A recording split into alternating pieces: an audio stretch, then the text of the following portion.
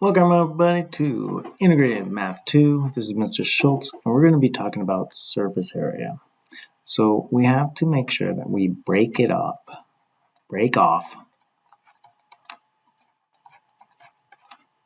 all the outsides.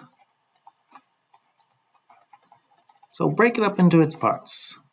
You are the sum of all your parts.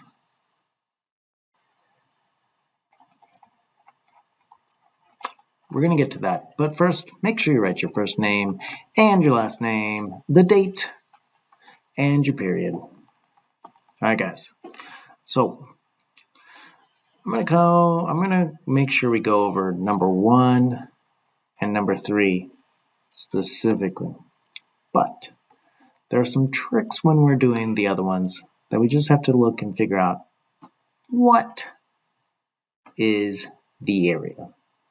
So let's do number 2. If we looked at number 2, the whole surface area is what's on the outside. If we look at this little can, it's a cylinder, we would notice that, hey, it has a top circle, it has a bottom circle, and then it has the side. If we were to cut the side, we would get a rectangle. I can show you this in class with a piece of paper, but it's kind of cool. So basically, we have to figure out what is the area of the top circle, the area of the bottom circle, plus the surface area of the sides. The side that looks exactly like a rectangle. So let's do it. So the area of a circle is pi r squared. So this is going to be pi r squared plus pi r squared plus the length times the width. And the length is the perimeter of the circle. It goes all the way around the circle. It's like, hey, I'm going to start here. I'm going to go all the way around, and here's my end. Well, the perimeter will be d pi.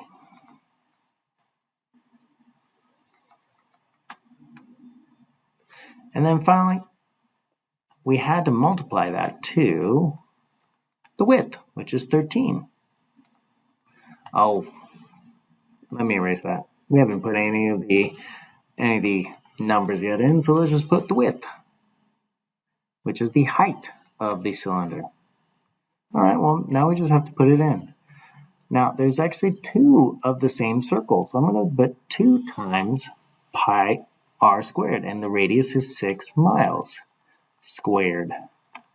So then it's 6 times 6, which would be 36, times 2, which would be 72 pi times pi, and then miles squared, plus, well, d, if the radius is 6, so the radius equals 6, then the diameter is equal to 12 miles.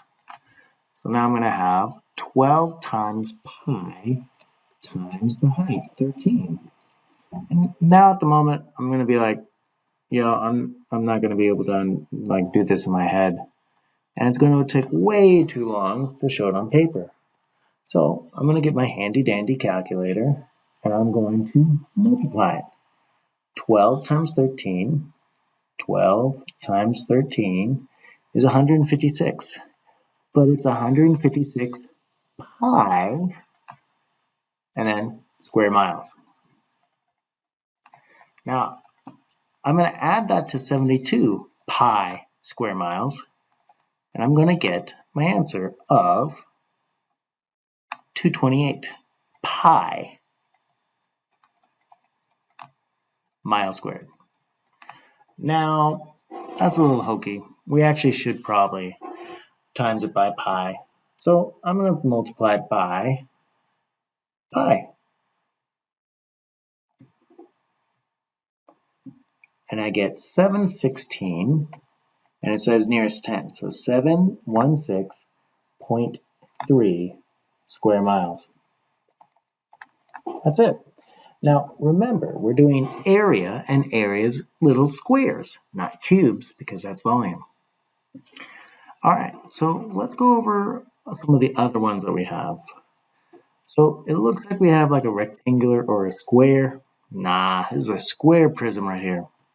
So basically, if we break it up into its parts, we have a square that's 14 by 14, and we have one on the other side. So here's front, here's back.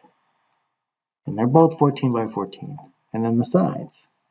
The sides, left side is 14 by 14, and the right side is 14 by 14.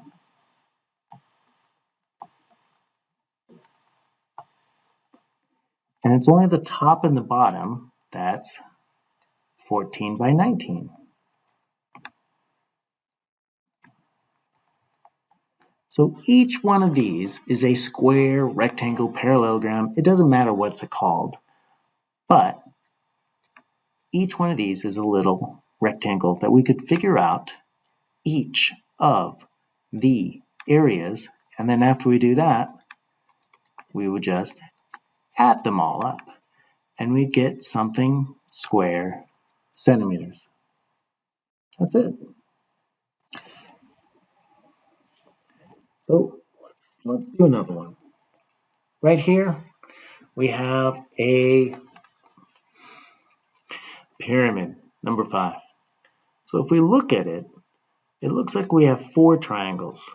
So you have to figure out what is the area of the triangle, and then 1/2 base times height.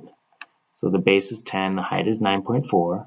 And after you get that, you can pretty much just count each of the triangles and times it by 4. Now, if the sides were different, then the area of the triangles would be changed. So if this was 5 yards instead of 10 yards, then we wouldn't times it by 4, because then the triangles would have different measurements. So we have to get each of the triangles. There's 4 in this one. And then we have the bottom, the surface area of the bottom, which is a square, 10 by 10, which would be 100 yards. Then we'd add up each of the sides or the faces of the object to get our total surface area. That's it. So once again, you're going to want to break up each of the 3-dimensional objects to its parts, and then find the sum of each of the parts, and then add them all together to get our final result. All right, let's go back to spheres and cones. All right, so here we go. The area of a sphere is going to be 4 pi r squared. So looking at this, we understand that the radius is 8 meters. So if I plugged in 8 meters and I'm going to square it, I'm going to get 64 times 4 times pi meters squared. So that makes sense because what I'm going to be counting is little squares. But what doesn't make sense is, how am I going to get the answer? Well, use my calculator. 64 times 4 times pi. After I get that, I'm going to get 804.3 cubic, nope, not cubic, square meters. Or meters squared. Alright, now let's go do the surface area of a cone. So, in 3, 2, 1. Alright, so a cone. I'm going to actually have a part, something like this. And that's where if you had a circle and you cut a little piece apart and then you like kind of connect them, that's kind of like this. Like we have a sector that we're going to be connecting. And we also have this circle right here. So the area of a circle is pi r squared. And the area of the top part of the cone is going to be pi r for the radius, and then the slant height. that's where we get this 31.3 feet right here. This is the slant height. This is where we've been telling you, hey, that's not the height, don't use it. Hey, that's not that height, don't use it. So pi r squared. So we actually have to figure out the radius. The radius for here is 14 feet. So now we're going to have pi times 14 feet squared plus pi times 14 feet times 31.3 feet. So doing this, I am definitely going to use my handy dandy calculator to solve each one of these. So the first thing I'm going to see is I'm going to see 14 feet squared. When I square it, I get 196. And then I'm going to times it by pi. So I get 615.752 square feet. Now I'm going to do 14 times 31.3. 14 times 31.3 times pi. And I get 1,376.65. If I add my original one, because the area, the surface area, is the total area of every face, I'm going to get the following. 752. I get the area, the surface area of this to be 1,992.397, but we can round that up to 0.4.